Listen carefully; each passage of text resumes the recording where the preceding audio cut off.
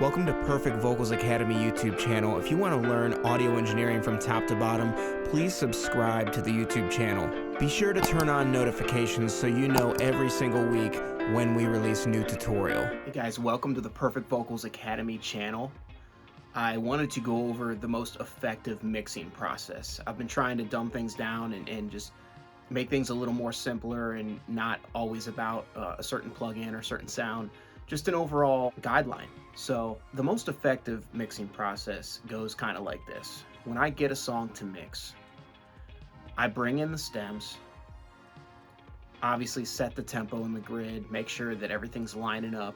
You want to have everything lining up with the grid, because then later you get into delays and edits and all this stuff, and you want to be able to be to the grid. And I've had past videos about that, so yes, to the grid first.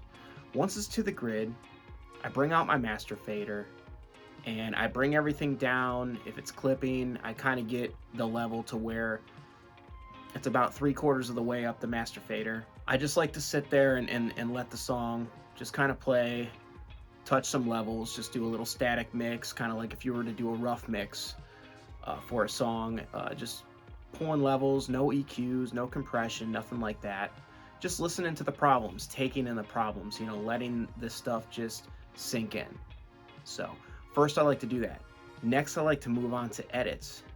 I like to separate edits. I don't like to just edit, mix. I like to edit the whole session. So that means timing, that means pitch, that means removing noises, lip smacking, background noises.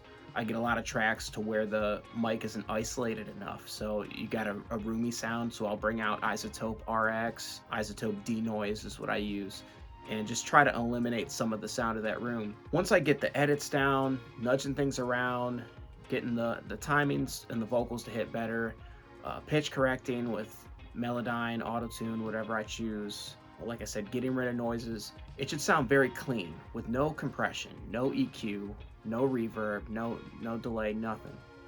It's just editing. So once I do that and I get the song sounding like pretty nice and cleaned up, I like to then, step away, maybe grab lunch or just reply to some emails, something like that. It could just be a 15-minute break, 20-minute break, just something to separate the editing from the mixing. Then I like to come in with a fresh mind, and then now I'll start thinking about EQ, compression, saturation, dynamic EQ, all the different things. In this part of the process, I like to listen for frequencies that are popping out. So a lot of times in a vocal, you'll hear like the vocal will just kind of get louder on a certain word. But a lot of times it's not necessarily that it's getting louder because the singer got louder, it's because a frequency gets louder.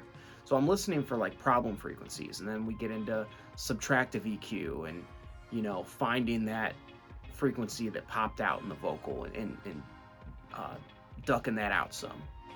So once we get some compression going on, some subtractive EQ, some multi-band compression to kind of tighten everything up, then from there, you can start to get into the wetness, the reverbs, waves doubler, just things to make it sound a little more wet, not as dry, delay throws, all that stuff. So that's the order that I like to do things. Once I get the track just sounding exactly how I want it, transition's nice, doing like certain effects, certain drops that'll help the song, then I'll take another 10 or 15, separate myself from it, and then master it. And I'll bring out Ozone and listen to the song. I try to come as an outside listener. I try to come like if I didn't mix the track, I just walk in the room, hearing the song for the first time, and that's how I like to mentally do it. If you're too attached to the mix, it might be hard to master it. You might not know what to do. It's like, it sounds good, I mixed it that way. But if you come in with an open mind for mastering, you'll hear the things you missed in your mix,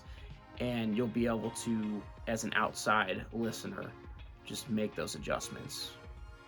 So guys, I hope that helps. I wanted to give you an inside perspective of what I'm doing day in and day out and how I approach mixing and mastering. Feel free to subscribe to my channel, and also head over to perfectvocalsacademy.com to get free stuff, free ebooks.